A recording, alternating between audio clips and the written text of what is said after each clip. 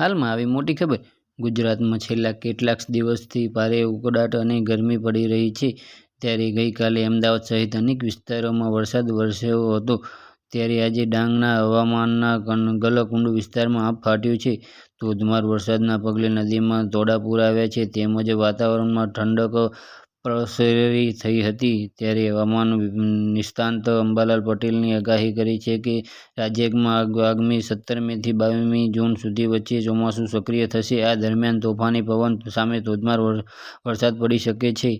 હવામાન નિષ્ણાત અંબાલાલ પટેલની આગાહી અનુસાર રાજ્યમાં વિવિધ ભાગોમાં છૂટાછવાયા વરસાદ પડશે, પરંતુ 17 મેથી 22 જૂન દરમિયાન જે વરસાદ પડશે તે ભારે પવન સાથે હશે, જેમાં કેટલાક સ્થળોએ વૃક્ષો પડવાની અને કાચા મકાનો, છાપરા ઉડી જવાની પણ શક્યતા છે. અમારી યુટ્યુબ ચેનલ પર નવા હોય તો લાઇક, શેર અને સબસ્ક્રાઇબ કરી દેજો. ધન્યવાદ.